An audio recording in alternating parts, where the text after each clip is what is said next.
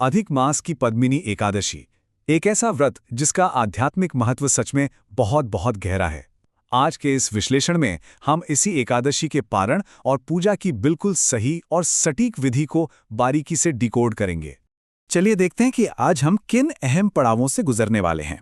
शुरुआत करेंगे व्रत के नियमों और जागरण से, फिर सुबह की तैयारी, स्टेप बाय स्टेप पूजा विधि, प्रसाद और क्षमा याचना, और आखिर में सबसे जरूरी पारण का बिल्कुल सही समय। तो आइए सबसे पहले बात करते हैं व्रत के नियमों और रात्रि जागरण की। देखिए, अक्सर हमें लगता है कि व्रत का मतलब सिर्फ खाना छोड़ना है ना? लेकिन असल चुनौती तो मन का उपवास है। सच कहूं तो शारीरिक उपवास का तब तक कोई फायदा नहीं जब तक मन पूरी तरह शांत और पवित्र ना हो।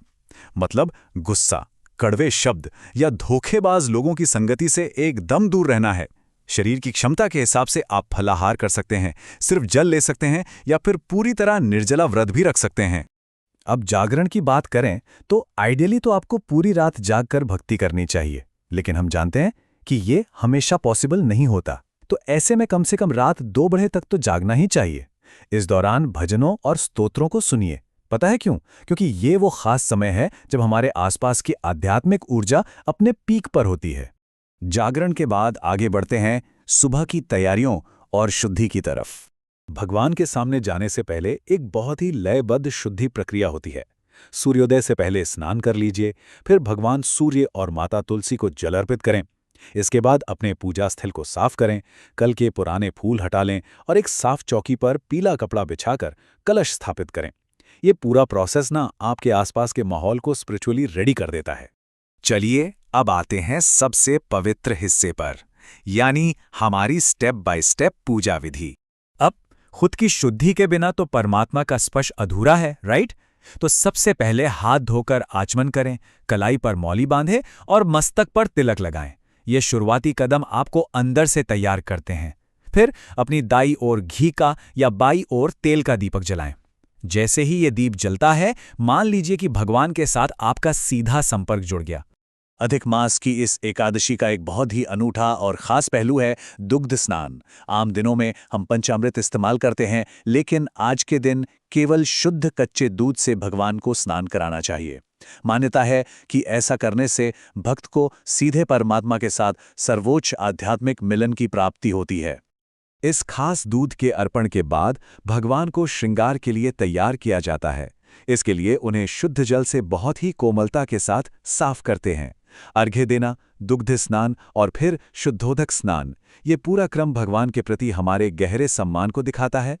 स्नान के बाद भगवान को सजाने की बारी आती है, जो सच में भक्ति और प्रेम की सबसे सुंदर अभिव्यक्ति है। भगवान को वस्त्र के रूप में मौली का एक टुकड़ा अर्पित करें, जनेऊ पहनाएं, थोड़ा सुगंधित इत्र और तिलक लगाएं, और फिर सुंदर फूलों और मालाओं से उनका श्रृंगार करें। ये सब करते हुए जो एक कनेक्शन महसूस होता है वो अद्भुत है। श्रृंगार के बाद अब बात करते हैं भगवान को चढ़ाए जाने वाले प्रसाद और क्षमा याचना की। नैवेद्य के रूप में हमें कुछ खास और पूरी तरह से सात्विक चीजें ही अर्पित करनी चाहिए। इसमें आप पीले फल ले सकते हैं, जैसे आम, मीठे में बताशा या मिश्री रख सकते हैं, और सात्विक पीले चावल, ध्यान रहे बिना लहसुन प्याज वाले। और हाँ, पूजा को पूरा करने के लिए 2 लौंग, 2 इलायची और सुपारी के साथ एक पान जरूर अर्पित करें। अब ये बहुत ही जरूरी कॉन्सेप्ट है, पुष्पांजलि। ये सिर्फ फूल चढ़ाना नहीं है, बल्कि अपने अहंकार को छोड़ने का प्रतीक है। जब हम हाथ जोड़कर फूल अर्पित करते हैं, तो हम अनजाने में हुई किसी भी भूल चूक के लिए माफी मांगते हैं, ताकि हमारी इंसानी कमियां इस पवित्र व्रत में कोई रुकावट न डालें। एक बात हमेशा याद रखिएगा, कोई भी व्रत तब तक अधूरा है जब तक हम प्रकृति और समाज को कुछ वापस ना दें। पूजा का असली समापन तब होता है जब आप किसी योग्य ब्राह्मण को कलश और दक्षिणा दान करते हैं और गायों और पक्षियों के लिए भोजन निकालते हैं। यही तो असली निस्वार्थ भाव है। और अब हम आते हैं इस पूरी यात्रा के सबसे अहम और अंतिम पड़ाव पर, पारण का शुभ समय। देखिए, पारण के समय सबसे बड़ा टेस्ट आपके धैर्य का होता है। द्वादशी तिथि के पहले चौथाई हिस्से को हरिवासर कहते हैं, और इस समय के दौरान व्रत खोलना पूरी तरह से मना है। अपने व्रत का पूरा फल पाने के लिए आपको इस खगोलीय अवधि के बीतने का इंतजार करना ही होगा। हरिवासर खत्म होने के बाद आपको अपने पालन पथ के हिसाब से सही समय चुनना है। स्टैंडर्ड पारण का समय सुबह 5:30 से 7 बजे के बीच का होता है। लेकिन अगर आप 30 वर्षा योग का पालन कर रहे हैं तो आपके लिए पारण का सही समय सुबह 8:30 से 10 बजे के बीच रहेगा। इस टाइमिंग का खास ध्यान रखें।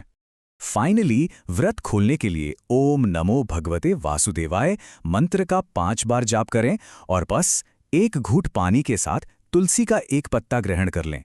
ये एक बहुत ही सरल लेकिन गहरा आध्यात्मिक कार्य है जो आधिकारिक तौर पर आपके व्रत को पूरा करता है। और सबसे अच्छी बात, अगर आपका प्रदोष व्रत भी साथ में चल रहा है तो वो भी इससे खंडित नहीं होता। तो अंत में खुद से एक सवाल जरूर पूछिएगा, क्या इस एकादशी पर भक्ति, दान और समय की सटीकता का पूरी तरह से पालन किया गया? पद्मिनी एकादशी सच में सिर्फ चंद घंटों का उपवास नहीं है, बल्कि ये हमारे शरीर, मन और ब्रह्मांड के बीच एक बैलेंस बनाने का दुर्लभ मौका है। तो क्या जब अगला पुरुषोत्तम मास आएगा, हम इस आध्यात्मिक अनुशासन को अपनी जिंदगी का परमानेंट हिस्सा बना पाएंगे? इस विचार के साथ मैं आपसे विदा लेता हूं।